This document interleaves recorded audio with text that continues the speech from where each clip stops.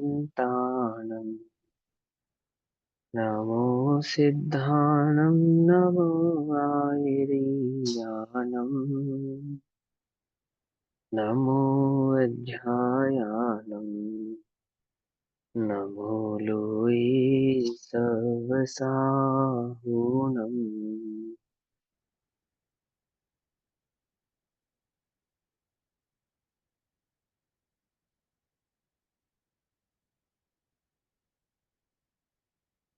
नमः समे साराय स्वानुभूत्या च कासते चित्स्वभावाय भावाय सर्वभावान्तरच्छिदे।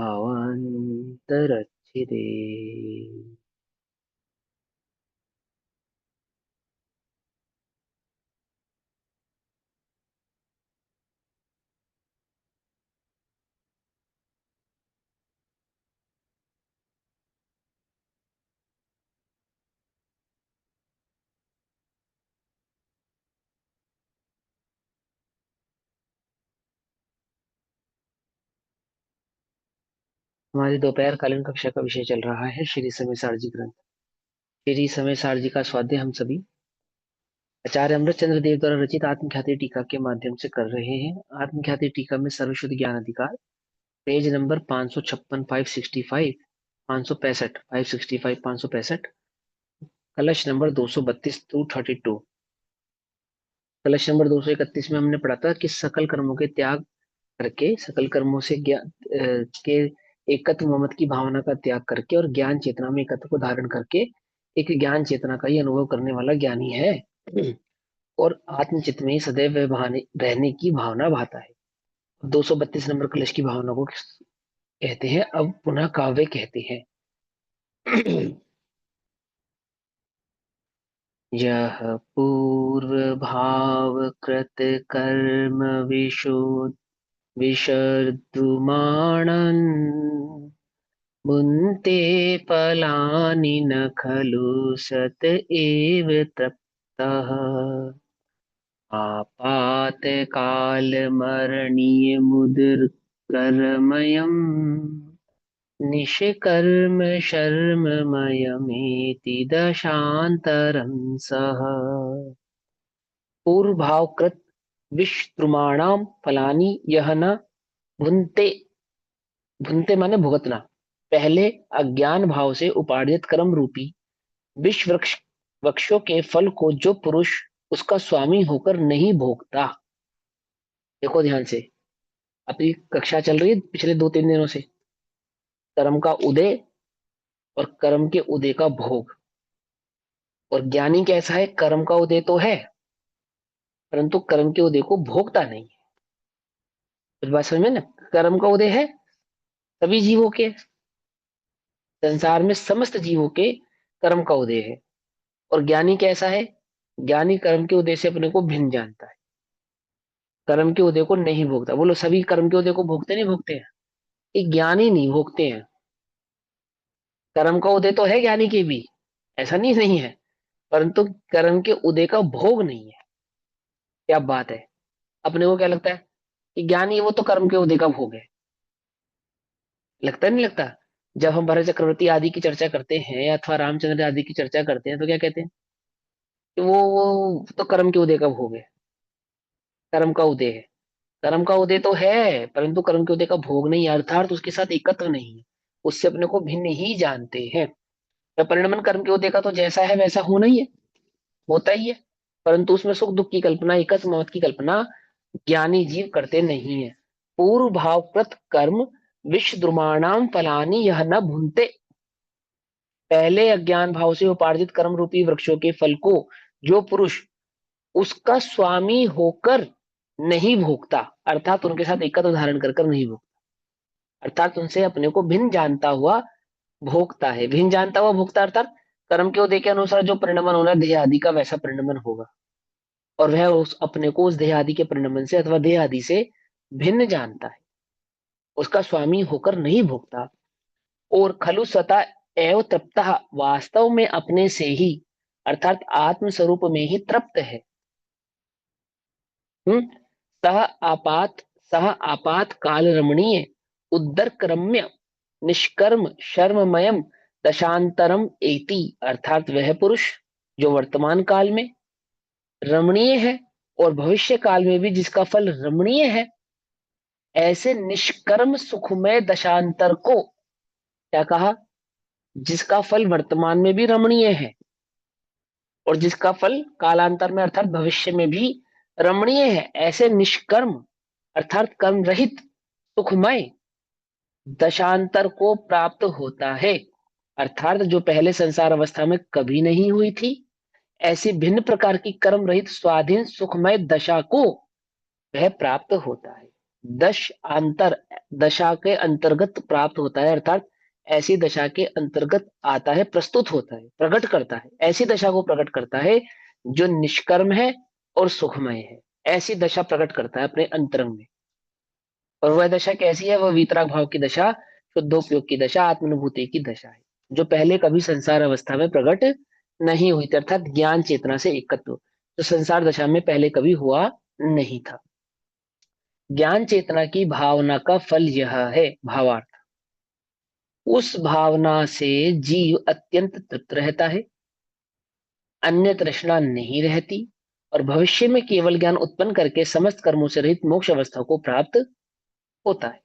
पूर्वोक्त रीति से कर्म चेतना और कर्मफल चेतना के त्याग की भावना करके अज्ञान चेतना के प्रलय को प्रकटताया नचाकर अपने स्वभाव को पूर्ण करके और ज्ञान चेतना को नचाते हुए अर्थात अनुभव करता हुआ, नचाते हुए यानी अनुभव करता हुआ, पहले उपयोग अज्ञान चेतना रूप नाच रहा था, अब ज्ञान चेतना रूप नाच रहा है, तो ज्ञान चेतना को नचाते हुए अर्थात अपने उपयोग को ज्ञान चेतना में स्थिर करते हुए, अनुभव करते हुए ज्ञानी जन सदा काल आनंद रूप रहो, इस उपदेश का दर्शक काव्य कहते हैं।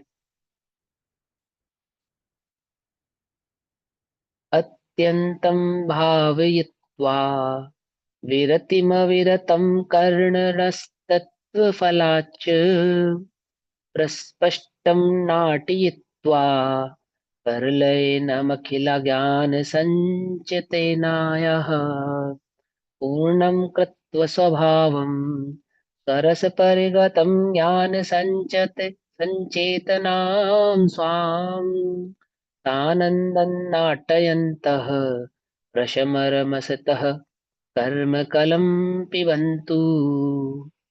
अविरतं कर्मणः तत्फलात् अविरतम अत्यतम भावित्वा, अर्थात ज्ञानी जन अविरत पने से अर्थात रत नहीं होते, एकत्व को धारण नहीं करते, किसमें?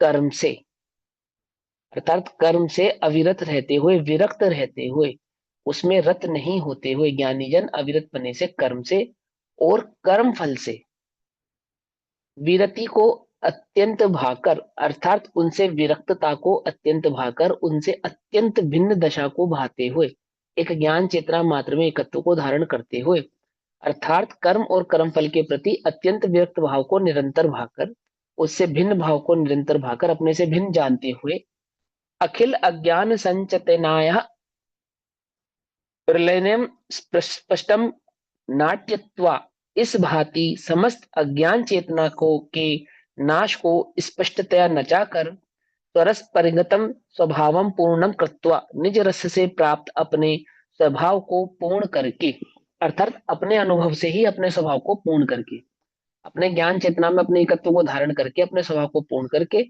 और अपने उपयोग को पर से हटाकर स्वरस परिगतम स्वभावम पूर्ण कृत्वा, निज रस से प्राप्त अपने स्वभाव को पूर्ण करके, निज रस से प्राप्त अर्थात स्वानुभूति से प्राप्त, निज रस से प्राप्त है यानी स्वानुभूति से जो प्राप्त किया है अपना स्वभाव कैसा है, वो परिपूर्ण स्वभाव जो स्वानुभव से जाना गया है, स्वानुभूत्या चकासते चित स्वभावय भावय, है ना। तो क्या है, अपनी ज्ञान चेतना को आनंद पूर्वक नचाते हुए अर्थात अपनी ज्ञान चेतना का आनंद पूर्वक भोग करते हुए सबसे सदाकाल प्रशम रस को पियो। सदाकाल कैसा है?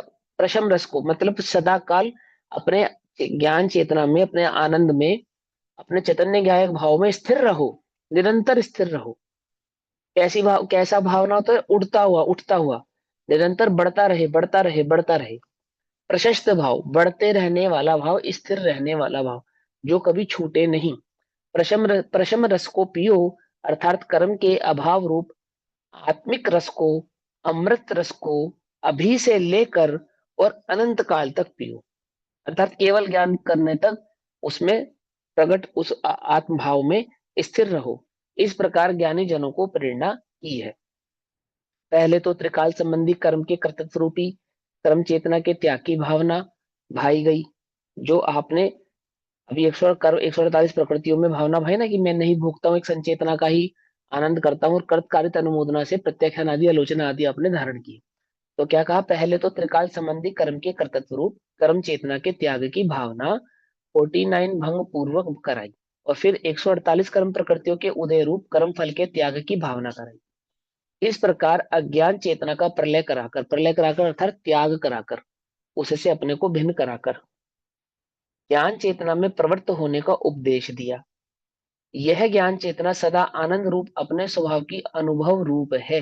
यह ज्ञान चेतना कैसी है, जो अपने स्वभाव रूप कैसी है, स्वभाव की अनुभव रूप है, अर्थात अनुभव से ही प्रकट होने वाली है, निरंतर स्वानुभूति में प्रकाशमान है, निरंतर उद्योत है, विद्यमान है ना, और स्वानुभूति से प्रकट होती है, अनुभव रूप है। ज्ञानीजन सदा उसका उपभोग करो, ऐसा श्री गुरुओं का उपदेश है। हे ज्ञानियों, तुम सदा ज्ञान चेतना में अपने उपयोग को स्थिर रखो, ऐसा श्री गुरु का उपदेश है। यह सर्वशुद्ध ज्ञान अधिकार है, इसलिए ज्ञान को कर्तत्व भोक्तत्व से यानी पने से, कर्ता भोक्ता पने से, कर्तत्व भोक्तत्व से अर्थात कर्ता भोक्ता पने से भिन्न बताया। अब आगे की गाथाओं में अन्य द्रव्य और अन्य द्रव्यों के भावों से ज्ञान को भिन्न बताएंगे। पहले उन गाथाओं का सूचक काव्य कहते हैं। इतः पदार्थ प्रथनावगुंठनाद विना कृत्रेक मनाकुलम जलत समस्त वस्तु व्यतिरेक निश्चयाद विवेचितम ज्ञान मिहावतिष्ठते। यह इति ही यह, यहां से अब इस सर्वशुद्ध ज्ञान अधिकार में आगे की गाथाओं में यह कहते हैं कि समस्त वस्तु व्यतिरेक अर्थात भिन्न, व्यतिरेक माने अलग, निश्चयात विवेचितम ज्ञानम, समस्त वस्तुओं के भिन्नत्व के निश्चय द्वारा पृथक किया गया जो ज्ञान है, पदार्थ प्रथम अवगुण्ठनात् कृते बिना पदार्थ के विस्तार के साथ गुथित होने से, अन्य पदार्थों के साथ ज्ञेय ज्ञान संबंध के कारण एक जैसा दिखाई देने से। समझिए बात, ज्ञान का अन्य व्यतिरेक पदार्थों के मतलब साथ क्या। भिन्न। हाँ, व्यतिरेक माने भिन्न होना, अलग होना, व्यतिरेक माने अलग होना या भिन्न व्यतिरेक होना, है कैसे ना। पर्याय के लिए भी आता है ना? हाँ, पर्याय के लिए व्यतिरेक भी पर्याय व्यतिरिक्त के लिए शब्द भी आता आता है, है। आता है। व्यतिरेक का मतलब भिन्न होना ही होता है, गिरना, अलग होना, व्यतिरेक होना, परिणमन होना, व्यय होना, क्योंकि पर्याय व्यय रूप होती है ना, इसलिए। वस्तुओं के भिन्नत्व के निश्चय के द्वारा पृथक किया गया ज्ञान पदार्थ के विस्तार के साथ गुथित होने से, पदार्थ के विस्तार के साथ गुथित होने से, इस लाइन का मतलब क्या है, आत्मा लोक प्रमाण है। कैसे, क्योंकि ज्ञान ज्ञेय प्रमाण है और ज्ञेय लोकालोक प्रमाण है। ज्ञान कहां तक है, ज्ञान कहां तक गुथा हुआ है, जहां तक ज्ञेय गुथे हुए हैं। समझ में बात नहीं, समझ में। शक्कर, शक्कर है ना, शक्कर, उसकी मिठास दूध में कहां तक पसर गई, जहां जहां दूध है। मेरी बात समझ रहे हो ना। ऐसे ही वो ज्ञान ज्ञेयों में कहां तक पसरा हुआ है, क्योंकि ज्ञान और ज्ञेय का आपस में, ज्ञान ज्ञेय तो संबंध है ना, जानने देखने का संबंध है। तो ज्ञान कितना है, ज्ञेय प्रमाण है, और ज्ञेय लोकालोक प्रमाण है। इस विधि ज्ञान क्या हो गया, लोकालोक प्रमाण है। तो ज्ञान लोकालोक से गुथा हुआ है, गुथा हुआ है, ऐसा ठीक है। तो यहाँ क्या कहते हैं, पदार्थ के विस्तार के साथ गुथित होने से, अर्थात जितना जितना पदार्थ है ज्ञान उसको जानने की सामर्थ्य रखता है, ऐसा होने से, अनेक पदार्थों के साथ ये ज्ञान संबंध के कारण एक जैसा दिखाई देने से उत्पन्न होने वाली अनेक प्रकार की क्रिया उनसे रहित, जो छह द्रव्यों में अनेक प्रकार की क्रिया होती है, असमान जाति पर्यायों में छह द्रव्यों का परिणमन होता है। एक उंगली को हिलाने में छह द्रव्यों का परिणमन हुआ। इन छह द्रव्य के परिणमन में एक ज्ञान चेतना का जो परिणमन है, क्या लग रहा है, जीव हिला रहा है, ऐसे लग रहा है ना, गुथित, गुथित। अब इसमें क्या बताएंगे, भिन्न भिन्न बतलाएंगे कि यहाँ पे जो उंगली हिलाने में जो छह द्रव्यों का परिणमन है ना, इसमें मात्र ज्ञान का क्या परिणमन है, मेरा क्या परिणमन है, मैं क्या कर रहा हूं इसके अंदर, ऐसे उस ज्ञान का परिणमन है ना। तो क्या कहते हैं, उत्पन्न होने वाली क्रिया, उनसे रहित, छह द्रव्यों के परिणमन से रहित, एकम अनाकुलम ज्वलता, एक ज्ञान क्रिया मात्र अनाकुल, सर्व आकुलता से रहित और दैदीप्यमान होता हुआ निश्चल रहता है। अर्थात छह द्रव्यों से भिन्न अपने ज्ञान स्वभाव में निश्चल रहता है, द्रव्यों से, समस्त द्रव्यों से अपने को भिन्न जानता हुआ, है ना। महासत्ता से अवान्तर सत्ता, अवान्तर सत्ता से अवान्तर सत्ता, अवान्तर सत्ता से अवान्तर सत्ता होता हुआ एक चैतन्य ज्ञायक भाव में ही स्थिर रहता हुआ और छह द्रव्यों के परिणमन से अपने को भिन्न जानता हुआ निश्चल। आगामी गाथाओं में ज्ञान को स्पष्टतया सर्व वस्तुओं से भिन्न बतलाते हैं। अब जो गाथाएं आएंगी ना, इन गाथाओं में ज्ञान को, जो छह द्रव्य है उस छह द्रव्य में जीव द्रव्य को अन्य सभी द्रव्यों से भिन्न बतलाएंगे, और जीव द्रव्य को भी क्या, जीव तत्व को, निज चैतन्य भाव को अन्य सभी द्रव्यों से भिन्न बतलाएंगे आने वाली गाथाओं में। अब इसी अर्थ की गाथाएं कहते हैं। गाथा नंबर 390। तत्थम नाणम न हवदी जम्हा सत्थम न याणदे किंची तम्हा अननम नाणम अननम सत्थम जिणा बेंती सद्दौ नाणम न हवदी जम्हा सद्दौ न याणदे किंची तम्हा अननम नाणम अननम सद्दम जिणा बेंती रूवं नाणं न हवदी जम्हा रूवं न याणदे किंची तम्हा अननं नाणं अननं रूवं जिणा बेंती वर्णौ नाणं न हवदी जम्हा वर्णौ न याणदे किंची तम्हा अननं नाणं अननं अननं जिणा बेंती गंधौ नाणं न हवदी,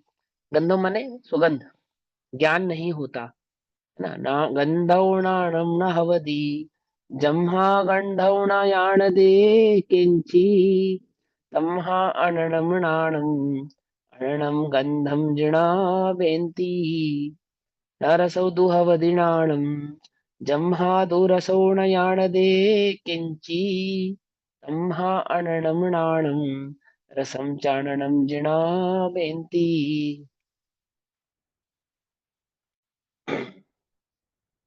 पहले इतनी गाथाएं पढ़ते, 390, 91, 92, 93, 94 और 95, छह गाथाएं। पहले छह गाथाएं पढ़ते।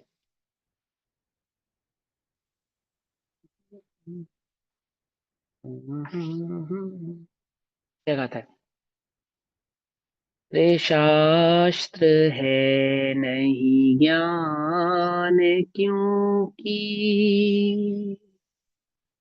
शास्त्र कुछ जाने नहीं,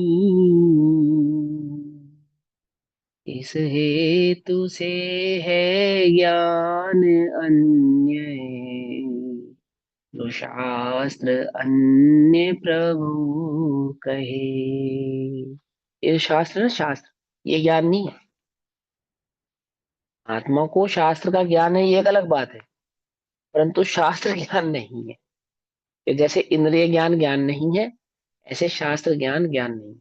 तो क्या है ज्ञान? ज्ञान तो चैतन्य का स्वभाव है, आत्मा का स्वभाव है ना।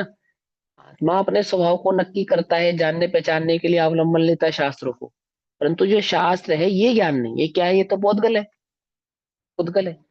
तुम शास्त्र को ज्ञान मत समझो, ज्ञान तो चैतन्य स्वभाव का वो ज्ञान है ना, उसको जानो, वह ज्ञान है, शास्त्र से जो भिन्न है। तो शब्द है नहीं ज्ञान, शब्द पुद्गल की पर्याय है, इसलिए शब्द क्या नहीं है, ज्ञान नहीं है। तो शब्द है नहीं ज्ञान क्योंकि शब्द कुछ जाने नहीं, इस हेतु से है ज्ञान अन्य, जो शब्द अन्य प्रभु कहे। रे रूप है नहीं ज्ञान क्योंकि, रूप माने, रूप माने, रूप का अर्थ क्या होता है? बोलो ना, फटाफट बोला करो जल्दी से। रूप रूप का का अर्थ क्या क्या होता है? होता है? रूप, रूप प्रकार प्रकार हाँ, रूप का अर्थ होता है आकार। रूप का अर्थ सुंदरता नहीं है। आकार ही बोला मैंने। हाँ हाँ। तो जिनको लग रहा है ना सुंदरता, वो सुंदरता हटा दे। रूप माने आकार। ठीक। रे रूप है नहीं ज्ञान क्योंकि आत्मा निराकार है या साकार है? कैसा है आत्मा? बोलो। निराकार। निर्देशित निराकार है। तो हाँ गुण की अपेक्षा तो आकार होगा। हाँ हाँ। साकार होता हुआ निराकार है हम्म। और निराकार होता हुआ साकार है। कोई निश्चित आकार नहीं है, इसलिए निराकार है। लेकिन प्रदेशत्व गुण वाला है ना, इसलिए साकार है। कुछ बात समझ में आई? जल है ना, जल, जल का क्या आकार होता है? जल का कोई आकार होता है या नहीं होता है? जिस बर्तन में डाल दो उसी कार को कह देते हैं। हो जाता है ना, तो आकार तो होता है ना। आकार तो रहेगा ना कोई आकार रहेगा। लेकिन उसका अपना निश्चित कोई आकार नहीं है, इसलिए निराकार है। जगत में जो भी निराकार है ना, जो भी पदार्थ निराकार है, वो वास्तव में साकार भी है। वास्तव में साकार भी, क्योंकि प्रदेशत्व है ना, प्रदेशत्व। प्रदेशत्व गुण के कारण आकार तो होगा ही होगा। आकाश है, आकाश। आकाश का कोई आकार है या नहीं है?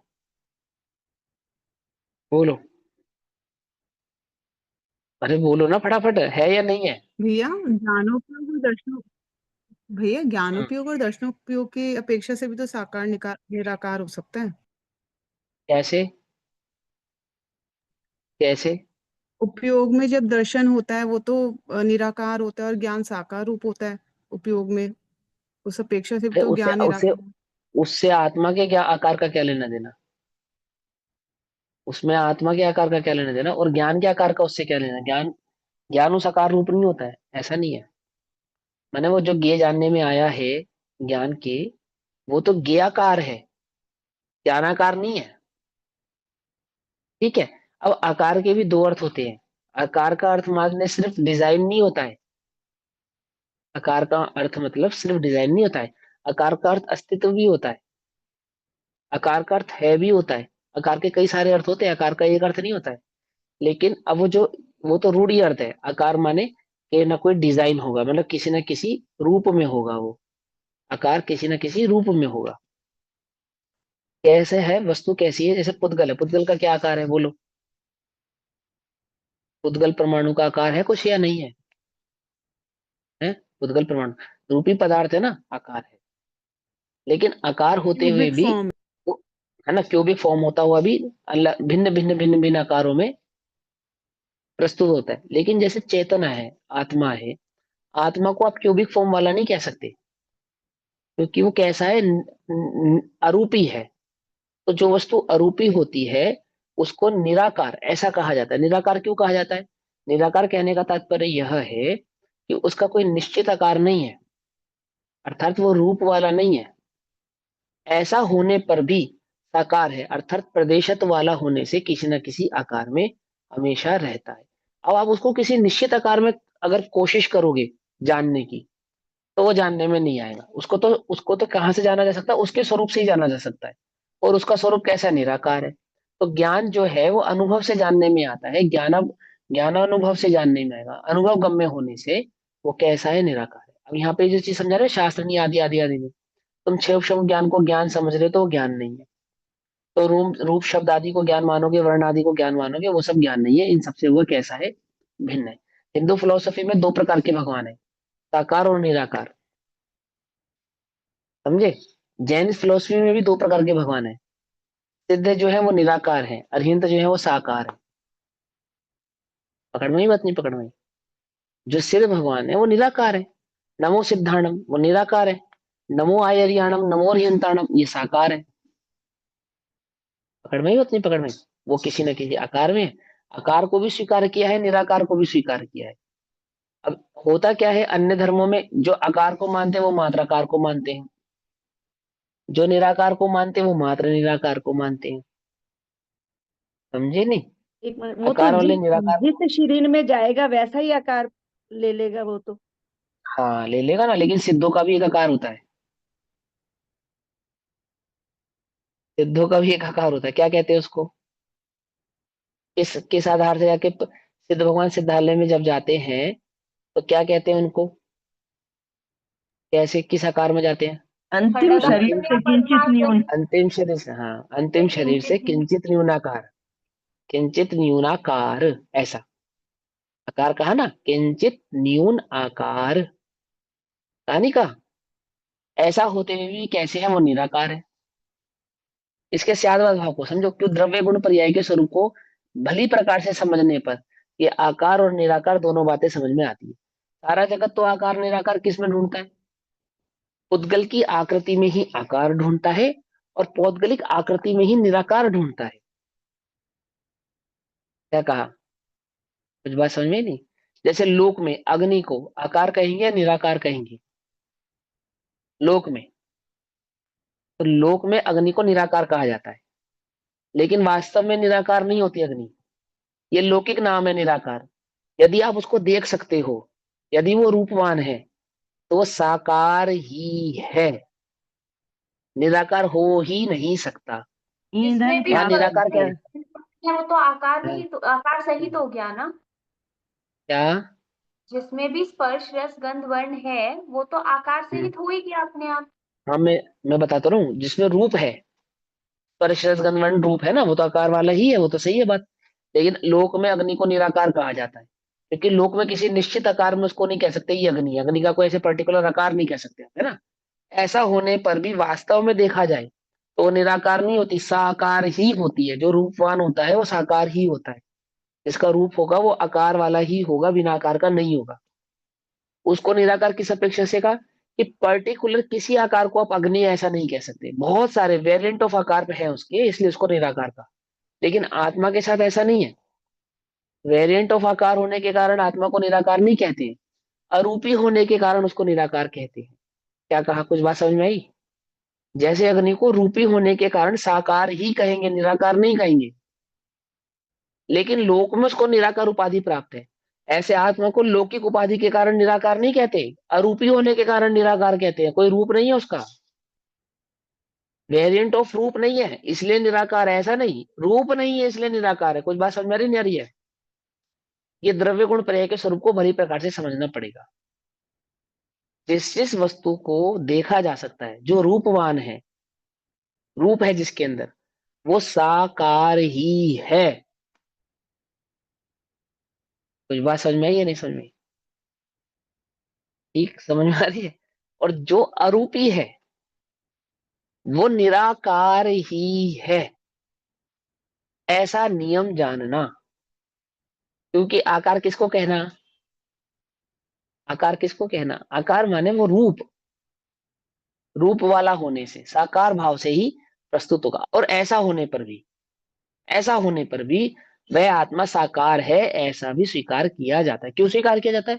क्योंकि वो प्रदेशत्व गुण वाला है, प्रदेशत्व गुण वाला है। एक निश्चित प्रदेश है उसके पास या नहीं? असंख्यात प्रदेश है, तो असंख्यात भी निश्चित है, एक ज्यादा नहीं एक कम नहीं, फैलता है भी है, सिकुड़ता भी है। बोलो, आत्मा फैलता सिकुड़ता है या नहीं? अगुरु लघु तो शक्ति वाला है या नहीं, है ना। तो कैसा है, ऐसा होने के कारण प्रदेशत्व है ना उसमें, प्रदेशत्व होने के कारण वो आकार वाला भी है। लौकिक जन किसमें, एक पत्थर की एक मूर्ति में आकार, एक में निराकार। मुसलमान कहता है अल्लाह निराकार है, उसका कोई आकार नहीं है। हिंदू कहता नहीं भगवान का आकार है, धर्म आकार है। यज्ञशाला को मानने वाला जो अग्निहोत्री आदि होते ना, क्या कहते हैं इनको, जिनकी सिर्फ यज्ञशाला ही होती है, आर्य, आर्य समाज, आर्य समाजी, वो क्या कहते हैं, भगवान को निराकार है, हम तो निराकार के उपासक है, निरंकारी जिसका कोई आकार नहीं है। कोई कहता है साकारी। दो युद्ध करते हैं आपस में, साकार है या निराकार है, बोलो। मूर्ति पूजनी चाहिए या नहीं पूजनी चाहिए? वास्तव में मूर्ति पूजना का विरोध नहीं है वहां पे, झगड़ा मूर्ति का नहीं है, झगड़ा आकार और निराकार का है। लेकिन उसको ये बात समझ में नहीं आई, नमो अरिहंताणम कहने पर किसकी पूजा है, और नमो सिद्धाणम कहने पर किसकी पूजा है? अब है तो गुणों की, है तो गुणों की, वितरागता की है, सर्वज्ञता की है, तो उपदेशता की है, परंतु एक साकार भाव से है, एक निराकार भाव से है, ऐसा है। अर्यंत पर्टिकुलर कहोगे आप, जब कहोगे अर्यंत तो क्या समझ में आएगा आपको? या तो खड़गासन या तो पद्मासन, सशरीर। सीधी सीधी सी बात है ना, आप किसी को भी अर्यंत नहीं कह सकते ना। अर्यंत का एक निश्चित एक रूपरेखा है ना, जो नगन होंगे, अष्टप्रतिहारे सहित होंगे, चार घातीय कर्मों का नाश करने वाले होंगे, केवल ज्ञान सहित होंगे, मुचरण की विभूति वाले, आदि आदि आदि आदि सारे लक्षण है उनके अर्यंतों के। तो सारे निराकार लक्षण है या साकार लक्षण है वो? जब अर्यंतों के गुण गिनाए जाएंगे तो क्या गिनाया जाएगा? वो साकार। साकार हाँ आएंगे वो तो वो दिखा। साकार है। लेकिन अब सिद्धों की अपेक्षा करो, नमो सिद्धाणम, तब क्या साकार दिखता है? तो वो सफेद सफेद दिखते हैं, सफेद सफेद। जब हम कहते हैं नमो सिद्धाणम तो सफेद सफेद होते हैं, वो नमो सिद्धाणम होते हैं। जो ज्ञान ज्ञान दिखता है ना, ज्ञान ज्ञान, तो उसको नमो सिद्धाणम कहते हैं। कुछ बात समझ में आई या नहीं समझ में आई? 8 कर्मों से रहित, 14 गुण स्थानों से रहित, सर्व उपाधियों से रहित, सर्व प्रकार के नयों से रहित, जो नमो सिद्धाणम का भाव है, वो क्या है? इस सिद्धालय में विराजमान आत्मा के कुछ प्रदेश, उनको हम नमो सिद्धाणम कहते हैं। तो उपचार से कथन है। भैया सफेद क्यों दिखाया जाता है फिर नमो सिद्धानम में? हाँ, अरंग है ना, अरंग, अरंग होने के कारण इसलिए खाली खाली नहीं दिखा सकते, छद्मस्त को समझाने की अपेक्षा से दिखाया जाता है। अभी क्या अगर है, कोई रंग नहीं देखो मैं, डालेंगे तो देखो ये सिद्ध, खेत में कैसे पहचानेंगे मैं ना? ये सिद्ध है, ऐसे अगर मैं ये सिद्ध है। अब बताओ कैसे, बताओ ये सिद्ध है, देख रहे मेरे हाथ में, देख रहे सिद्ध, समझ। देखिए है ना। कैसे बतलाएंगे? तो वहां एक आकृति के आधार से बतलाते हैं। लेकिन वहां वो जो जानन जानन जानन जानन, जो ज्ञान स्वभाव का भाव है ना, वो वास्तव में नमो सिद्धाणम है। वो कोई रंग वाला नहीं है, अरूपी है, अरंग है, अस्पर्शी है, निराकार है, निराकार है। कितने प्रकार के सिद्धों में कितने आकार होते हैं? उपचार से सिद्धों में कितने आकार होते हैं? 2, कौन कौन से? खड्गासन और पद्मासन। 3 होते हैं। तिर्यक भी होता है। हाँ, त्रियक भी होते हैं, आई बात समझ में। लेकिन त्रियक को, वो त्रियक त्रियक, हाँ, वो कैसी शेप है वो? हाँ मैं बतलाऊंगा अभी। अब जो जो मूल धारा है, जो राजमार्ग है, वो पद्मासन और खड़गासन की ही है। ठीक है ना, 3 की नहीं है, 2 की है। जो मूल धारा है, जो राजमार्ग है, वो पद्मासन खड़गासन का ही है। और जो त्रियगासन, जो त्रियग सिद्ध है, वे भी वास्तव में तो पद्मासन खड़गासन वाले ही हैं। ठीक है ना, लेकिन आत्मा का कोई आकार नहीं होता, इसलिए त्रियग, तीसरा एक त्रियग भी है वहां पे, त्रियग। अब सिद्ध चक्र विधान किस किसने किया है आप लोगों ने? सिद्ध चक्र विधान, उसके अर्घ चढ़ाए हैं। उसमें एक त्रियग सिद्धों को अर्घ चढ़ता है, एक अर्घ चढ़ता है त्रियग सिद्ध को। पद्मासन सिद्ध, खड़गासन सिद्ध और त्रियग सिद्ध। अब त्रियग कौन से होते हैं पता ही नहीं ना। देखो त्रियग कैसे होते हैं, मान के चलो कोई मुनिराज पद्मासन में बैठे हैं और उनको केवल ज्ञान प्रकट होने वाला है, प्रकट ही होने वाला है बस, है ना। और वो केवल ज्ञान प्रकट होने वाला है, उससे कुछ समय पहले उनपे किसी प्रकार का कोई उपसर्ग आया, उपसर्ग आया, है ना। अब उस उपसर्ग के काल में क्या हुआ कि मान के चलो फॉर एग्जाम्पल कि किसी देव ने उन्हें उठा के आकाश में पटक दिया। वो बैठे तो पद्मासन में ही है, लेकिन वो जो आकाश से नीचे गिरते समय क्या हुआ? सर नीचे, पांव ऊपर, और इसी अवस्था में केवल ज्ञान प्रकट हो गया जमीन में आने से पहले। तो जो आत्मा के प्रदेश है, वो वहां पर कैसे सिद्धालय में जाके सिद्ध हो जाए, स्थित हो जाएंगे? वो जो जो शरीर की अवस्था यहाँ मनुष्य लोक में रही है, उल्टा, आत्मा के प्रदेश उल्टे सीधे नहीं होते, देह की अपेक्षा से उसको उल्टा सीधा कहा जाता है। लेकिन वो जो प्रदेश है, वो बिल्कुल इसी स्थिति में जाके क्या हो जाएंगे, वहां पर स्थित हो जाएंगे। कोई खड़गासन वाले गिरते गिरते समय टेढ़े हुए, तो आत्मा के प्रदेश इसी पोजीशन में जाके वहां पे स्थित हो जाएंगे। मतलब साथ ही पहाड़ पे, उनका खत्म हो गया, सिद्ध सिद्ध गति को प्राप्त हो गए। हाँ हाँ, हाथ की हाथ, बीच में केवल ज्ञान प्रकट हो गया। पहाड़ टूट गया, टूट के गिर पड़ा, सर पे कोई टूट के गिर पड़ा। अब देखो 3 दिन तक सियालनी ने खाया सुकमाल मुनि को, ठीक। अब एक टांग तो गायब हो गई ना, एक टांग खाली सियालनी ने उस एक टांग, वो एक टांग तो कहीं गई। और वो बिना एक टांग के जब केवल ज्ञान प्रकट होगा, जो उस टांग में, जो उस पैर में आत्म प्रदेश थे, वो कहाँ गए? आत्मा के जो प्रदेश थे ना पैर में आत्मा के प्रदेश है या नहीं कॉम्पैक्ट है? हो गए। वो संकोच हाँ, हो गए वो ना। सिमट गए, वो सारे संकोचित हो गए, सिमट गए। तो अब यहाँ जो केवल ज्ञान प्रकट होने से पहले स्थिति कैसी है? एक पैर की। समझना ध्यान से। अब वो जो केवल ज्ञान प्रकट करके पहुंचेंगे सिद्धालय में, तो कैसे पहुंचेंगे? दो पैर के साथ, एक पैर के साथ? हाँ, आत्मा के जो प्रदेश स्थित होंगे वो एक पैर के साथ स्थित होंगे वहां पे, क्योंकि वहां पे क्या हो गया? उनका संकोचन हो गया। हाथ खा जाता है कभी कभी शेर, जंगल में तपस्या करते समय, समझे? पहाड़ टूट के गिर पड़ता है सर पे, और यहाँ केवल ज्ञान प्रकट होने वाला है, और इतनी देर में सर पे पहाड़ टूट के गिर गया, तो आधा हिस्सा शरीर का दब गया और केवल ज्ञान भी प्रकट हो गया साथ के साथ उसी समय। क्या कहा? कुछ पता है? जंगल में कितनी प्रकार की आपदाएं आती हैं, कुछ मालूम? पहाड़ों पे कितनी प्रकार की आपदाएं आती है, पता? नहीं पता। कर्म का उदय कहाँ किस जीव को किस प्रकार से आता है, कुछ नहीं पता। लेकिन अब वो समझो, त्रियग सिद्ध कहा के कौन से होते हैं? जो उपसर्ग आदि के काल में शरीर की उथल पुथल अवस्था में, उथल पुथल होते नहीं है, जो साधना है, जो ध्यान का मार्ग है, वो है तो पद्मासन और खड़गासन ही, तीसरा कोई उसमें आसन है ही नहीं। लेकिन पद्मासन खड़गासन अवस्था में केवल ज्ञान प्रकट होने से कुछ समय पूर्व होने वाला जो उपसर्ग का काल है, उस उपसर्ग के काल में जो देह की स्थिति बनी, कहीं से देह टूट गई, कोई जानवर खा गया, अथवा कोई शरीर का अंग अलग हो गया, अथवा पहाड़ आदि से गिरते समय ऊपर नीचे जो स्थिति देह की हो गई, और केवल ज्ञान हुआ उसी समय, तो आत्म प्रदेशों के जो प्रदेश हैं, वो सिद्धालय में उसी ही अवस्था में जाकर स्थित हो जाते हैं। उसको कहते हैं त्रियग सिद्ध। त्रियग सिद्ध क्यों? क्योंकि आत्मा का कोई आकार नहीं होता, निराकार है वो। बोलो, ज्ञान कहाँ है? ऊपर है या नीचे है, घुटनों में है?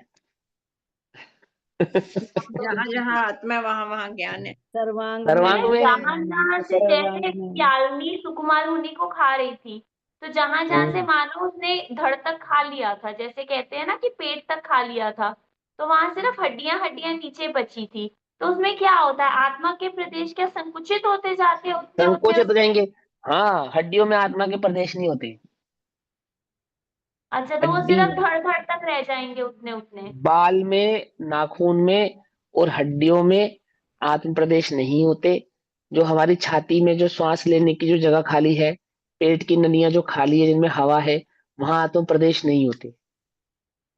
आत्म प्रदेश कहाँ कहाँ रहते हैं? जहाँ खून, मवाद, रक्त रक्त आदि की वाहिनियां बहती है ना, मांस आदि का जो लोथड़ा है, उसमें उसमें रहते हैं आत्म प्रदेश, वहां स्थित होते हैं। समझे? हमारी स्किन आदि पे आत्म प्रदेश होते हैं। कहीं कहीं पे ऐसा भी है कि स्किन से कुछ नीचे, ऐसा कहा गया है। वो कुछ नीचे भी कहने का तात्पर्य बस इसलिए है कि इस अपेक्षा से है कि अ, एकदम से स्किन को जो महसूस नहीं हो रहा ना यहाँ पे, इस अपेक्षा से बस। वैसे तो ऐसे दूध और पानी की तरह मिला हुआ है, कोई ऐसा नहीं कि स्किन के अंदर है आत्म प्रदेश और स्किन पे आत्म प्रदेश नहीं है। सब जगह है, लेकिन कहाँ कहाँ नहीं है, हड्डी आदि में नहीं है। तो वो जहां जहां से उसने सियालनी ने उनको खाया, मानो पूरा एक पैर खा लिया, तो वो पैर में जो आत्म प्रदेश मौजूद थे वो सारे के सारे सिमट जाएंगे। सब सिमट जाएंगे, जहां बाकी के आत्म प्रदेश है वहां जाके सिमट जाएंगे। और आकार जो होगा सिद्धत्व का, जाकर जो पहुंचेंगे, कोई एक टांग वाली स्थिति में जाके वो सिद्धालय में विराजमान होंगे। टांग नहीं है, हाथ नहीं है, पैर नहीं है आत्मा के। वो हाँ, जो समुद्घात होता है, तो हाँ, इसी से नहीं होता समुद्घात भी? हाँ, इसी इसी से अवस्था में होगा फैल के, और जब वापस संकुचित होंगे, तो उसी अवस्था में संकुचित होंगे जिस अवस्था में केवल ज्ञान प्रकट हुआ है, अगर उसी हड्डी में अवस्था में। आत्म प्रदेश नहीं होते तो हड्डी टूटने पे दर्द क्यों होता है? हड्डी टूटने पे दर्द नहीं होता है, हड्डी में कील घुसा दी जाती है तो हड्डी जोड़ने के लिए दर्द थोड़ी होता है आपको। हड्डी में दर्द नहीं होता है वो वास्तव में। वो जो हड्डी आपके शरीर के जिस अंग से जुड़ी हुई है ना, वहां का दर्द है वो, जो हड्डी में आपको दर्द रूप से महसूस होता है। बेसिकली हड्डी में दर्द नहीं होता है वो, हड्डी के आसपास के जो क्षेत्र हैं उन क्षेत्रों में दर्द होता है वो। मांस में और जो ब्लड वेसल्स होती है उनमें दर्द हाँ, होता है। उनमें दर्द होता हड्डी है, में हड्डी कभी में दर्द दर्द नहीं नहीं होता। होता। डॉक्टर कील, वो लोहे की वो छड़ घुसाता है हड्डी के अंदर, मालूम? हाँ हाँ भैया, लोहे की छड़ मालूम। घुसाता है जोड़ने के लिए। और हड्डी में कील कील से पेच लगा के बिल्कुल एकदम सेट कर देता है उसको। जो दर्द हो रहा होता है वो हड्डी में नहीं हो रहा होता, बेसिकली हड्डी जिस मांस के अंग से जुड़ी है, मांस के उस अंगों में दर्द हो रहा होता है, जो हमें हड्डी का पेन महसूस होता है। हड्डी का दर्द नहीं है वो। आई बात समझ में? तो आत्म प्रदेश हड्डियों में नहीं होते, पेट आदि में नहीं, तो वही आपने सारे। क्या बताया कि मानो कि कोई ऐसे केवल ज्ञान किसी को हुआ और वो इसी अवस्था में ऊपर जाके सिद्धालय में विराजमान होंगे। जब हम ये पढ़ते हैं कि एक सिद्ध में अनेक सिद्ध विराजते हैं, तो वो हाँ कैसे तो विराजेंगे? वहां तो पूरे प्रदेश में सिद्धि सीधे, तो ऐसे के हाँ ऐसे तो विराज बस, जाएंगे। हाँ ऐसे ऐसे विराजेंगे। एक सिद्ध में अनेक सिद्ध कहने का तात्पर्य थोड़ी है कि उस सिद्ध सिद्ध को डिस्टर्ब कर रहे हैं, कोई डिस्टर्ब ही नहीं कर रहा। कुछ नहीं है उसमें, तो क्या है, वो तो समझाने की अपेक्षा से है कि आकाश के जिस क्षेत्र में एक सिद्ध है, मात्र एक सिद्ध नहीं, अनंत सिद्ध विराजमान है, मतलब आकाश के अवगाहन की अपेक्षा से समझा रहे हैं। अवगाहना की जो उसकी शक्ति है, उसको शक्ति को समझाया गया। वहां थोड़ी ना आत्मा के प्रदेश अन्य सिद्धों को परेशान कर रहे हैं या उनको डिस्टर्ब कर रहे हैं, या एक दूसरे से छू सकते हैं, अड़ सकते हैं, कुछ नहीं हो सकता, क्योंकि स्पर्श नाम का गुण है ना, एक दूसरे को स्पर्श कर ही नहीं पाएंगे, अस्पर्शी है। ये समझ तो नहीं बात, नहीं इंसानों समझ की हो में? सकते हैं ना, जैसे इतने सूक्ष्म जीव है वो हमें बाधा ही नहीं पहुंचाते हाँ हाँ, लेकिन उनका वर्तमान। तो आकार भी छोटा है। हाँ, वो लेकिन हमें वह बाधा नहीं सिद्धालय में ऐसा पहुंचाते। नहीं है। सिद्धालय में तो 500 धनुष के आकार वाले प्रदेश भी हैं, और 7 हाथ वाले प्रदेश भी हैं, आकार वाले प्रदेश भी हैं। ठीक है ना, ये है बात वहां तो। अभी बात समझ में आई या नहीं समझ में आई? रूप और आकार की बात हाँ, समझा रहा था मैं, कि जो रूप आकाश का वहां मान आकार हो। क्या बताया? आकाश का आकार आकाश, क्या बताया? आकाश पुद्गल, पुद्गल का है ना आकाश, मैंने पुद्गल का, सॉरी, अजीब तत्व है जो आकाश। आकाश कैसा होता है? आकाश भी बहुप्रदेशी होता है, आकाश के भी प्रदेश होते हैं। तो अब वो निश्चित आकार नहीं है, इसलिए निराकार है, लेकिन रूप होगा तो आकार वाला ही होगा। अब देखो, ये जो तुम्हें आसमान दिखाई देता है, आसमान दिखाई देता है, ये आकाश है या नहीं है? कौन सा द्रव्य दिखाई देता है ये? आकाश तो बोलो। नहीं है ये। उद्गल है। तो क्या है फिर? उद्गल उद्गल द्रव्य। है, उद्गल है। अभी कुछ समझना ध्यान से। एक है आकाश द्रव्य और एक है पुद्गल द्रव्य। तो ये जो बादल है, बादल, ये आकाश नहीं है, ये पुद्गल है। ये पुद्गल द्रव्य है, जो आकाश दिखाई दे हाँ, रहा है वो तो आकाश द्रव्य है। आकाश दिखाई नहीं देता। नहीं, आकाश जो ये खाली स्थान है वो सारा आकाश द्रव्य सुनो है। तो सही है, सुनो पहले, आकाश दिखाई देता या नहीं दिखाई देता? नहीं नहीं दिखाई देता देता। दिखाई। क्यों नहीं दिखाई देता? क्योंकि आकाश अरूपी होता है, जो दिखाई देता है वो रूपी होता है। उद्गल के अलावा पांचों द्रव्य रूपी हैं। अरूपी है। ठीक है, तो ये जो दिखाई दे रहा है, ये आकाश जो दिखाई देता है ना तुम्हें, जिसको तुम आकाश कहती हो, आकाश नहीं है ये, वो आकाश में है इसलिए इसको आकाश कहते हैं। क्या कहा? हम कहाँ बैठे हैं, जमीन पे बैठे हैं या आकाश में बैठे हैं? आकाश में अब बहाना आकाश देना में। आकाश का काम है। तो भैया यही ये तो जो नीला यही तो, रंग दिखता है वो क्या है? नीला पुद्गल, रंग? वो भी पुद्गल पुद्गल, है। वो पुद्गल है सारा, वो पुद्गल की पर्याय है, ये ये बताओ, पुद्गल का ही संसार, पूरा स्पर्श, समस्त संसार। हाँ भैया स्पर्श रस हाँ, गंध वर्ण कहाँ होते हैं? पुद्गल में होते हैं। पुद्गल में। तो जो हाँ, नीला है वो वर्ण है कि नहीं? ये हम्म, सिद्ध हो गया कि पुद्गल है। हम्म। ठीक है, तो क्या कह रहे हैं कि वो सारा का सारा पुद्गल का है। वो जितना भी संसार बना है ना, जो संसार आप देख रहे हो, पृथ्वी है, आदि आदि है, पृथ्वी कायिक है, लेकिन पौद्गलिक है, उसका जो काया का जो देह है वो पौद्गलिक है। ऐसी वो आकाश आदि की देह, जो देह दिखाई दे रहे हैं, या बादल आदि, बादल आदि में भी जीव होते हैं, सब होते हैं, ये सब पुद्गल की रचना है, टोटल पुद्गल की रचना। ठीक है ना, पूरा विश्व जो दिखाई दे रहा है, जीव और पुद्गल ऐसा कहते हैं उसमें, जीव और पुद्गल। अन्य जो द्रव्य हैं वो तो काल के जैसे हैं, जैसे काल व्याप्त रहा है ना, ऐसे ही आकाश व्याप्त रहा है, ऐसे धर्म व्याप्त रहा है, ऐसे ही अधर्म व्याप्त रहा है। और पुद्गल भी ऐसे ही व्याप्तता है, डोंट वरी, पुद्गल का भी व्यापना ऐसा ही है। और पुद्गल में भी दो भेद होते हैं, रूपी और अरूपी। पुद्गल भी दो प्रकार के होते हैं। ठीक है, रूपी पुद्गल, अरूपी पुद्गल। जैसे कर्म वर्गना है, ये रूपी है, अरूपी है, रूपी। है ना। अब ये कर्म वर्गना है जो अरूपी है, लेकिन इनमें भी स्पर्श रस गंधवर्ण होता है। अरूपी होने पर भी रूप होता है इनका। अब इनको अरूपी क्यों कहते हैं? कि इनको सामान्य आंखों से नहीं देखा जा सकता है, सामान्य ज्ञान से नहीं जाना जा सकता, बस इस अपेक्षा से, इसलिए इसको अरूपी नाम प्राप्त है। कुछ बात समझ में ऐसा? अब देखो सुनो, उद्गल वर्गणा का जो रूप है, उसमें जो कोई ना कोई वर्ण है तो कोई ना कोई रंग भी होगा। तो कौन सा रंग होता है उसमें?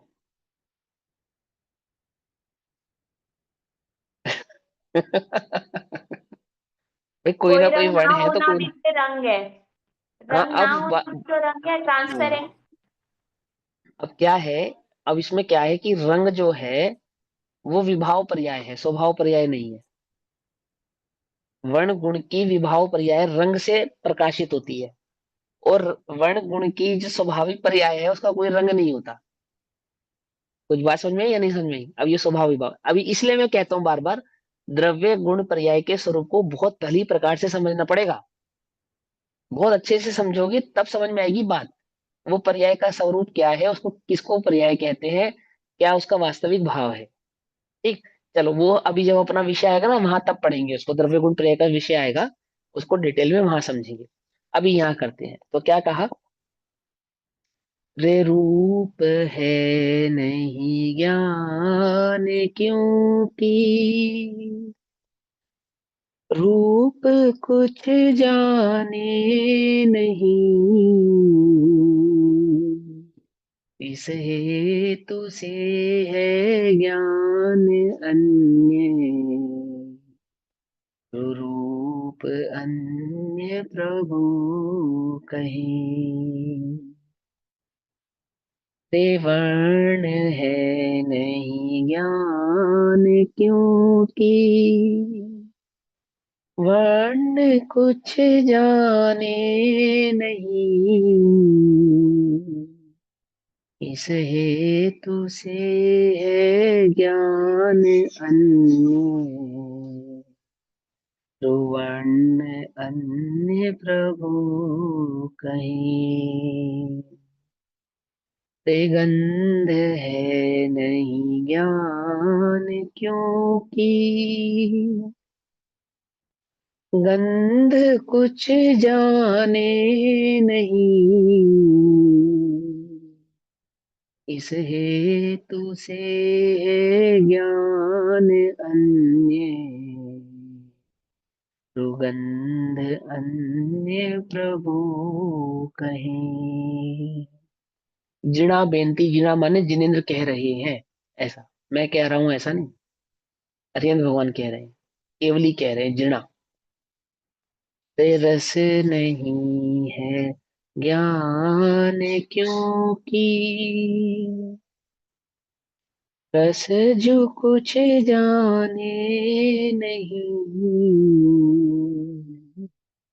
इस हेतु से है ज्ञान अन्य, तो अन्य रस जिनवन कहीं। आत्मा रस को तो जानता है, परंतु रस आत्मा को नहीं जानता। क्या, आत्मा गंध को तो जानता है, परंतु गंध आत्मा को नहीं जानता। क्यों? क्योंकि आत्मा के पास ज्ञान है जानने के लिए, परंतु गंध के पास ज्ञान नहीं है किसी को जानने के लिए। तो गंध ज्ञान नहीं है, गंध का ज्ञान तो है, परंतु गंध ज्ञान नहीं है।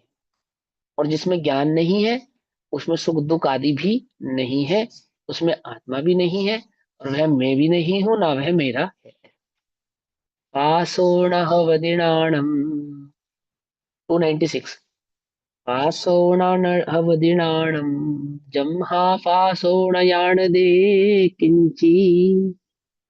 पासो माने स्पर्श, तम्हाण अन्नणम नाणम अननम पासम जिणा बेंती। पंजाब में कहते हैं प्रासु को फासू, कहते हैं ना फासू। फासू शब्द बिगड़ा हुआ शब्द है, प्रासुक शब्द है उसका एक्चुअल नाम, प्रासुक। कम ममणाणम न हवदी जम्मा कम मम न याण दे किंची, तम्हा अणनमणाणम अणनम कम मम जिणा बेंती। धम्मो नाणम न हवदी जम्हा धम्मो न याण दे किंची, तम्हा अननमनाणम अननम धम्मम जिणा बेंती। प्राणम धम्मो न हवदी जम्हा धम्मो न याण दे किंची, तम्हा अननमनाणम अणम अननम धम्मम जिणा बेंती। कालो नाणम न हवदी तम्हा कालौ न याणदे किंची तम्हा अननमणाणम अननम कालम जिणामेन्ति आयसं पीणयणाणम जम्हायासं न याणदे किंची तम्हायासम अननम नाणम जिणामेन्ति। 396 से 401 क्या गाथा है ये। रे स्पर्श है नहीं ज्ञान क्योंकि स्पर्श कुछ जाने नहीं। स्पर्श से जानते हैं ठंडा गर्म, स्पर्श से जानते हैं ना ठंडा गर्म, या ज्ञान से जानते हैं? ऐसे ज्ञान से ज्ञान जान से जानते हैं। ज्ञान से जानते लगता है ऐसा नहीं, लगता तो नहीं है, लेकिन लगता तो यही है कि स्पर्श से जानते हैं। ठीक है ना। रे स्पर्श है नहीं ज्ञान क्योंकि स्पर्श कुछ जाने नहीं। इसके पास स्पर्श है, इस पेंसिल के पास स्पर्श है या नहीं है? अरे यार स्पर्श है इसके इसके पास पास। स्पर्श है पर इसके पास पुद्गल है ज्ञान तो नहीं है। हाँ ऐसे स्पर्श है या नहीं है ये बताओ। स्पर्श है पुद्गल ना। है तो हाँ वर्गल स्पर्श है है उसके तो पास, लेकिन ये गंध ठंडा गर्म नहीं कैसे नहीं जानती। है? स्पर्श गुण, नहीं, गंध कैसे नहीं है? गंध भी है इसके पास, है। गंध हाँ, भी है, सारे गुण है पुद्गल गंध के। भी है सारी गुण है होती ना। है, वो तो जहाँ एक है हाँ महात्मा स्पर्श भी है, जाता है। गंध भी है, सब कुछ है, लेकिन ये ठंडा गर्म क्या है नहीं पहचानती। ज्ञान खुशबू बदबू क्या है नहीं पहचानती। क्यों? क्योंकि इसके पास ज्ञान नहीं है। ज्ञान पहचानता है ऐसे। ये जो जानता हूँ, ये स्पर्श रस गंध वर्ण ये ज्ञान से पहचानता हूँ, इंद्रियों से नहीं।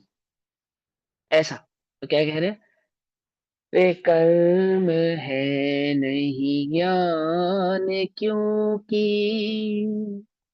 कर्म कुछ जाने नहीं। कर्म कुछ जानते हैं? बोलो। आदिनाथ भगवान को 6 महीने तक आहार नहीं मिला, कर्म को पता ही नहीं है कि वो आदिनाथ भगवान है भैया, जरा सोच समझ के। कर्मों को नहीं मालूम। हमको क्या लगता है, तुम जानते हो हम कौन है, जरा संभल के। तो तुम कर्मों से कह सकते हो ऐसा, जरा संभल के। कर्म नहीं पहचानते कौन है, उनको नहीं मालूम कि तुम सेठ सुदर्शन हो, या तुम अंजना सती हो, सीता हो, राम हो, अथवा तुम भगवान आदिनाथ हो या महावीर हो, नहीं जानते। उनको नहीं मालूम तुम कौन हो। उनको क्या, वो कैसे पेश आएंगे तुमसे? जैसा उनको आना है ना, वैसे ही पेश आएंगे।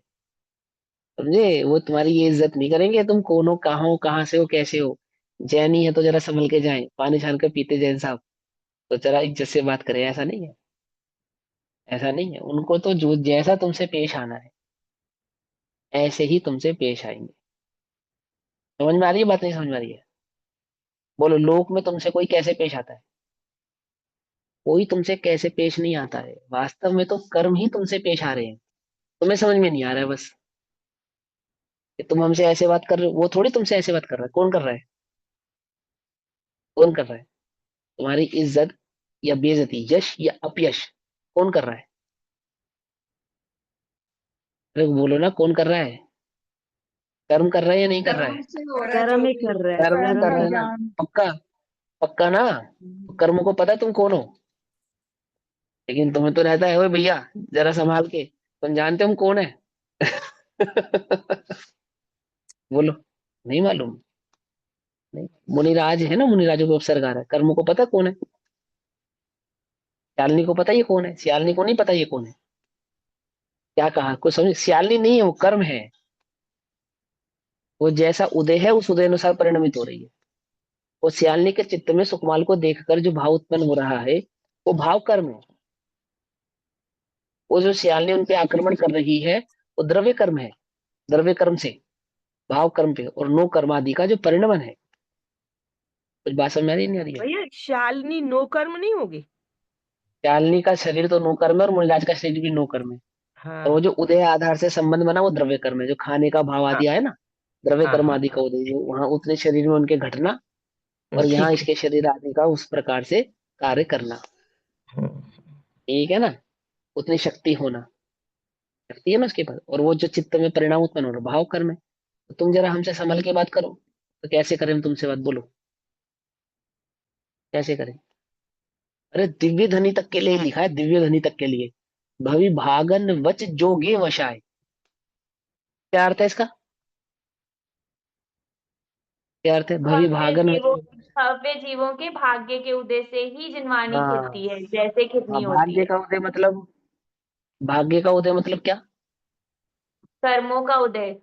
हाँ, भाग्योदय माने कर्मोदय, भाग्य अलग चीज है कर्म अलग चीज है, ऐसा नहीं। इसको लोक में भाग्य कहा जाता है या प्रारब्ध कहा जाता है या ईश्वर की मर्जी कहा जाता है, वो वास्तव में कर्म है, कर्म का उदय है, ठीक है ना।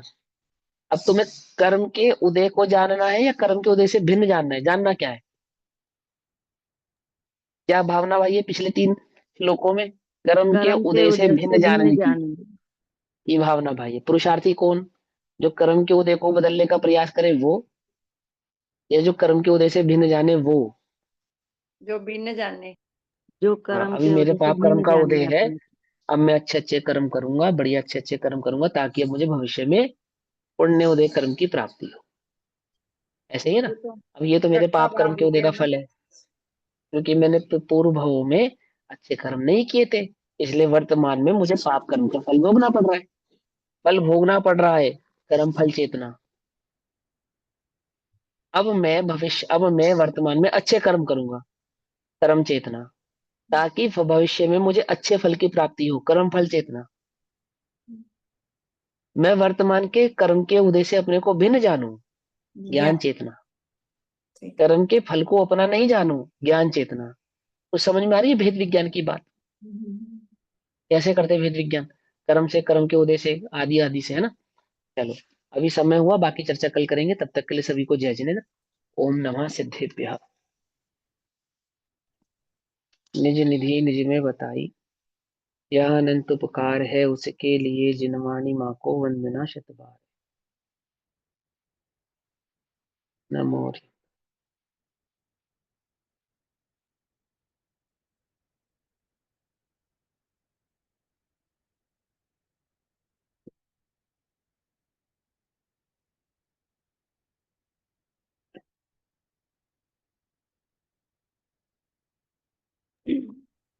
एक पॉइंट क्लियर करना है मुझे।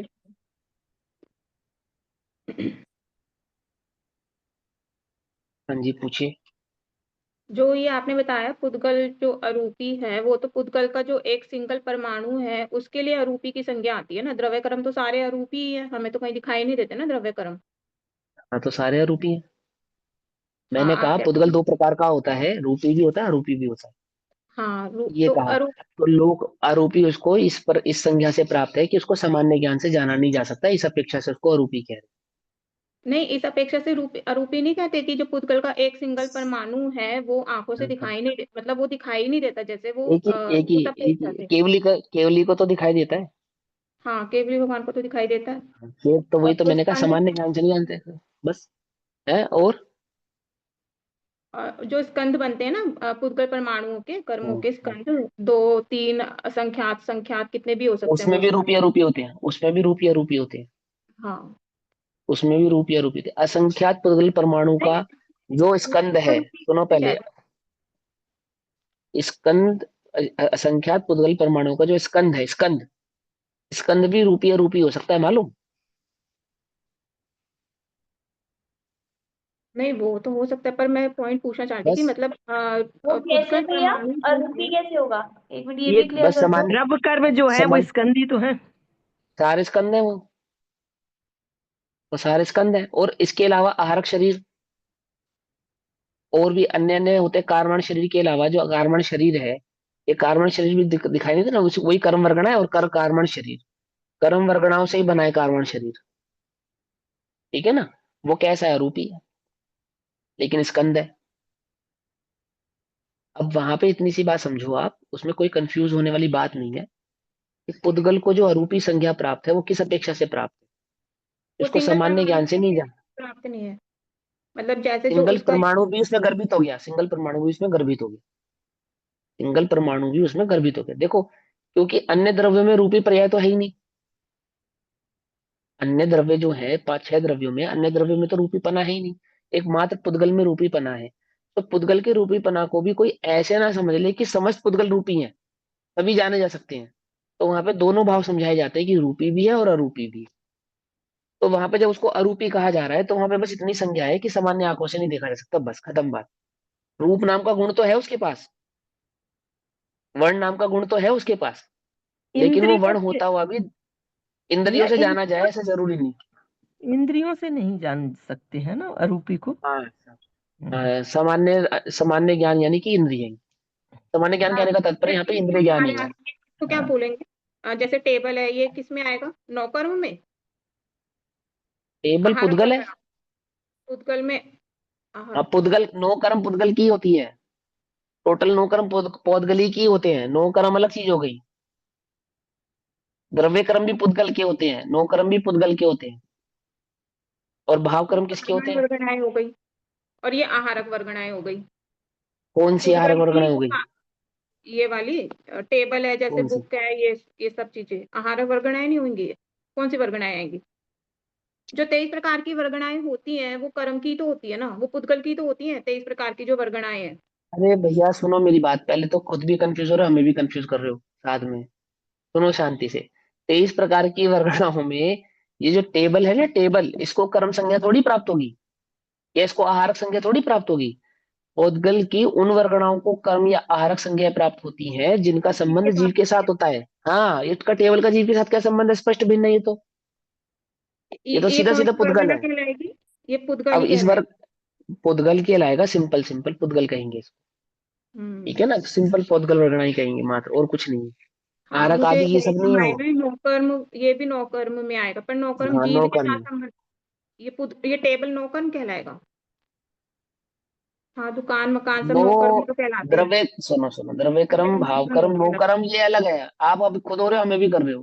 कर्म अलग बात है, कर्म का चैप्टर अलग है।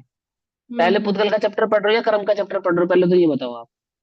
हाँ, वो मिक्स हो चैप्टर रखा कौन है सा थोड़ा पढ़े? सा ना, दोनों वो पॉइंट्स मिक्स मिक्स हो कर रहे रखे हो, हाँ। हाँ टेबल का जीव भाई। के साथ तो कोई कनेक्शन नहीं है ना, जिसका जीव के साथ है उसको तो कर्म लगा, उसको नो कर्म भाव नहीं, कर्म द्रव्य ऐसा कर्म भी नहीं लगा। है, ऐसा भी नहीं, ऐसा भी नहीं, ऐसा भी नहीं, ऐसा भी। देखो, नो कर्म तो समस्त संसार को नो कर्म संज्ञा प्राप्त है। पूरे संसार को नो कर्म संज्ञा प्राप्त है। टोटल जितना भी संसार दिख रहा है, ये सब नो कर्म ही है। उसमें स्वर्ग भी आ गया, उसमें नरक भी आ गया, सब उसमें नो कर्म आ गया, टोटल A to Z। अब इन नो कर्मों में जो जीव को बांध रही है, उनको कर्म वर्गणाएं कहते हैं। नो कर्म वर्ग, कर्म वर्गणा में द्रव्य कर्म कहते हैं। यानी कि जीव का जिसके साथ बंधन रूप संबंध है, और जो जीव के भाव रूप में है, कषाय भाव से है, उसको भाव कर्म कहते हैं। देखो मेरी एक बात सुनो, बहुत सिंपल सिंपल सी बात बताना। जो राग है, राग, क्रोध, क्रोध का परिणाम आया, परिणाम ये पुद्गल का है या जीव का है? है तो जीव की जीव पर्याय का में, ही है, पर ये तो पुद्गल को जैसे देखकर आप होता है तो बा- पुद्गल का कहते हैं। एक एक करके बोलो। क्या? है तो जीव की पर्याय में, पर पुद्गल को देखकर हाँ, होता है तो इसलिए पुद्गल का कहते हैं। ये सब नहीं है। ये तुम ज्यादा पढ़ लिख लियो भैया। हाँ, थोड़ी अपनी डिग्री विग्री में आग लगाओ, थोड़ा नीचे आओ। राग की जो परिणाम है, राग का जो परिणाम है वो जीव का है। परिणाम, फिर सुनो, राग का जो परिणाम है वो जीव का है। उद्गल को राग परिणाम उत्पन्न होता है क्या? नहीं होता। बोलो फिर। उद्गल को, किसको तुमने राग करते हुए देखा है? बोलो इसको राग कर कर दिखाओ। इसको छीलते हैं तो चिल्लाती होगी तुम मुझे छोटा कर रहे हो, है? ऐसा नहीं है। राग परिणाम वो जीव का है। ठीक है, समझ में ये बात? लेकिन वो जीव का कौन सा भाव माना गया? विभाव भाव माना गया। अब वो जो हम्म। राग का जो मटेरियल है, जो राग का मटेरियल है, वो मटेरियल राग परिणाम का पौद्गलिक है या जीव से बना है? वो पौधगलिक। और तो कौदलिक है वो। इससे तो नहीं बना, नहीं तो स्वभाव हो जाता जीव का। अगर वो पुद्गल से बना होता तो पुद्गल का कहलाता। अच्छा। वो अज्ञान का बना हुआ है, ज्ञान की एक पर्याय है अज्ञान। क्या कहा? आपने भी ज्ञान पढ़ा की है। ही शास्त्री की डिग्री। ज्ञान की एक पर्याय है अज्ञान। अज्ञान, अज्ञान से बना है वो, शास्त्री की डिग्री में नहीं पढ़ाते थे। ये तुम अपने गहन स्वाध्याय से नहीं समझ में आएगा तुमको ये बात। नहीं, मैं ज्ञान बता है रही ना, हूँ, तो मैंने ज्ञान। बताया वो शास्त्री डिग्री की पढ़ाई हो गई। ज्ञान जो है, अज्ञान, ज्ञान की एक पर्याय अज्ञान है। जैसे ज्ञान में जो शांत भाव की उत्पत्ति है, निराकुल भाव है, वो निराकुल भाव चेतना का है ना। ऐसी जो आकुलित भाव है वो भी चेतना का है, क्योंकि वो भाव कहाँ से उत्पन्न हो रहा है, उसका जो ओरिजिन है, जो उसका जन्म है, वो चेतना से ही उत्पन्न हो रहा है। इस बात को पंडित टोडरमल जी ने कहा कि आत्मा शुद्ध पर्यायों का पिंड है, ऐसा कहा। हमने तो पढ़ा था कि द्रव्य गुणों का पिंड होता है, पंडित जी द्रव्य को पर्यायों का पिंड कह रहे हैं। क्या कहना चाह रहे हैं वो? द्रव्य गुणों का पिंड है या पर्यायों का पिंड है? इसका पिंड है वो। पर्याय भी तो गुणों द्रव्य का में पिंड है, ही है पर ना। गुणों के परिणमन पर्याय की का ही बोल पर्याय रहे जो हैं ना। है। हाँ, क्योंकि द्रव्य गुण पर्याय तीन भेद नहीं होते, अभेद होते, एक ही होते हैं। उनको भेद करके कथन करते हैं हम। कथन से वस्तु में भेद खड़ा कर लेते हैं, वस्तु में भेद नहीं है। वस्तु को समझाने के लिए उसमें भेद किए गए हैं। वस्तु में कोई भेद नहीं है, अभेद है। द्रव्य गुण पर्याय तीनों एक दूसरे से अलग नहीं है। वो जो पर्याय उत्पन्न हुई, विभाव रूप पर्याय जो उत्पन्न होती है, होती पर के संयोग से है। लेकिन पर के संयोग से होने पर भी होती तो स्वद्रव्य में ही है। कोई परद्रव्य की पर्याय थोड़ी स्वद्रव्य में उत्पन्न हो जाती है। कि राग की पर्याय है पुद्गल की, उत्पन्न जीव में हो रही है, ऐसे नहीं है। ऐसे नहीं है, जीव की विभाव पर्याय का नाम राग है। समझे? वो राग का परिणाम, वो जो परिणाम का रॉ मटेरियल है वो जीव से ही निकला है। जीव ही है उसका रॉ मटेरियल, अन्य कुछ नहीं है। और वहां जो कर्म वर्गणाएं हैं वो द्रव्य कर्म वर्गणाएं हैं, जिसको देखकर अथवा जिसके उदय के आधार से, जिसके निमित्त से वहां पे राग हो। जैसे फॉर एग्जाम्पल, एक एग्जाम्पल और देता हूँ, थर्मामीटर का बुखार और आदमी का बुखार। तो आदमी का उस थर्मामीटर में क्या जाता है कि थर्मामीटर को बुखार हो जाता है? कुछ भी तो नहीं। बुखार मापने का पैमाना है। पैमाना है ना। अब उसमें मरकुरी बढ़ता है, मर्क्यूरी के बढ़ने को वहां बुखार कहते हैं। थर्मामीटर में जो बुखार आया वो मर्क्यूरी की पर्याय है। और वहां जो मेरे शरीर में बुखार है वो मेरे देह की पर्याय है। मेरी पर्याय उसमें नहीं जाती, उसकी पर्याय मुझ में नहीं आती। अभी थर्मामीटर का बुखार उतार दिया झटक के, तो यह मेरा भी उतर गया ना? नहीं। मेरा नहीं उतरा। ऐसे ही वहां जो द्रव्य कर्म है वो थर्मामीटर जैसे है, और ये जो भाव कर्म है ये जीव की अवस्था है। इस भाव कर्मों के माध्यम से जीव की अवस्था को द्रव्य कर्म दिखाते हैं। दिखा रहा है। द्रव्य कर्मों के कारण जीव की अवस्थाएं नहीं होती है, ये समझो। कुछ बात समझ में आई या नहीं समझ में आई? हाँ हम क्या हाँ। कहते हैं, द्रव्य कर्म के उदय के कारण जीव का ऐसा परिणाम हुआ, ऐसा नहीं। ये तो मलेच्छ कथन है। ये तो मलेच्छ भाषा है कि कर्मोदय के कारण जीव की अवस्था होती है। जो जीव की अवस्था होती है उसको कर्मोदय से दर्शाया जाता है, इसलिए कहा जाता है। ऐसे ऐसे थर्मामीटर देख के कहा जाता है इसको बुखार है। अरे भाई साहब, आपको तो 4 बुखार है, देख किसको रहे हैं? थर्मामीटर को। हाँ, और बुखार किसका बतला रहे हैं? जीव आपका। का। ऐसे द्रव्य कर्मों की स्थिति देखते हैं, और द्रव्य कर्मों की स्थिति ये मिथ्या दृष्टि है। जीव मिथ्या दृष्टि होता है क्या? नहीं। हाँ, होता है, बिल्कुल होता है, क्यों नहीं होता? अज्ञानी जीव को मिथ्या दृष्टि कहते हैं, लेकिन वो कर्म की अवस्था देख के। देखा किसको? कर्मों की अवस्था को। बतलाई अवस्था किसकी? जीव की। जीव। कर्मों की अवस्थाएं देखते जाएंगे और जीव का डिटेल देते जाएंगे। चौथे गुण स्थान वाला कौन है? कर्म है, जीव है? जीव। लेकिन जीव में तो गुण स्थान नहीं होते। तो गुण स्थानों को देखा और जीव के बारे में बतलाया, उसकी अवस्था को बतलाया। ये अभी इस अवस्था वाला जीव है, ये इस अवस्था वाला जीव है, ये इस अवस्था वाला जीव है। अवस्था पैमाना जीव से बिल्कुल भिन्न है। भिन्न। अब समझ में आई बात? नहीं समझ में आई? अब समझो यहाँ पे ध्यान से कि वो अब जिसको कहा नो कर्म, तो समस्त संसार को नो कर्म ही कहा जाता है। सारे संसार को नो कर्म कहा जाता है। इन नो कर्मों में जो कर्म रूपी वर्गणाएं जो कर्म रूप से परिणमित होती हैं, 148 प्रकृतियों से परिणमित होती हैं, वो भी पुद्गल की हैं। उनको कर्म वर्गणाएं कहा जाता है। और जो जीव का भाव कर्म होता है, अज्ञान भाव होता है, उसको भाव कर्म कहा जाता है। जीव के अज्ञान भाव को भाव कर्म कहते हैं। जीव के अज्ञान भाव को भाव कर्म कहते हैं। मैं भाव कर्म से भिन्न हूं, मतलब क्या? कि अज्ञान मेरा स्वभाव नहीं है, ऐसा। मुझ में अज्ञान ही नहीं है, ऐसा नहीं है, तो निश्चयभाषी है, ज्ञान मेरा ये तो स्वभाव, निश्चयभाषी है। अज्ञान हाँ, मेरा स्वभाव। अज्ञान मेरा स्वभाव नहीं है, इसलिए मैं अज्ञान दशा से भिन्न हूँ। कषाय मेरा स्वभाव नहीं है, इसलिए मैं कषायों से भिन्न हूँ। ऐसा। अभी बात समझ में आई, नहीं समझ में, या नहीं समझ में आई? कषाय करता तो जीव ही है, पर स्वभाव नहीं है, इसलिए वो उसका स्वभाव, वो हाँ देखिए वो हाँ, कषायों से क्या पढ़ा भिन्न भी है तुमने? क्योंकि स्वभाव नहीं है। हाँ, कहाँ लिखा है जीव के कषाय जीव की नहीं है? कहाँ लिखा है, बताना जरा मुझे, कौन से आगम में लिखा है? 5 परमागमों से परमागमों में कौन से आगम में ये बात लिखा है कि में भाव कर्म जीव का नहीं है? जरा मुझे पढ़ के बताना, निकाल कर लाना मेरे आगे गाथा। भाव कर्म जीव का है, सब जगह लिखा है, स्पष्ट लिखा है, लेकिन उसका स्वभाव नहीं है, ये लिखा है। एक भी गाथा निकाल कर दिखाओ जहां भाव कर्म पुद्गल का कहा गया हो, 5 परमागमों में है कोई गाथा? हो तो बताना मुझे, तो पूछ लेना किसी से भी, भाव कर्म पुद्गल का है क्या? भाव कर्म जीव का है, समझे या नहीं समझे? 5 परमागमों का सरताज है समय सार, समय सारजी में स्पष्ट सिद्ध किया है, भाव कर्म जीव का है। ठीक है ना? अब वो जो आप कंफ्यूज हो रहे हो पुद्गल कर्म आदि में, वो कोई कंफ्यूजन नहीं है, सारा संसार पुद्गल का, ये जो दिख रहा है सब पुद्गल है। पुद्गल की विभिन्न विभिन्न अवस्थाएं होती हैं, इसलिए पुद्गल की टोटल एक संबंध। अवस्था है कारमान वर्गणा, 148 प्रकृति है। एक ये भी एक अवस्था है।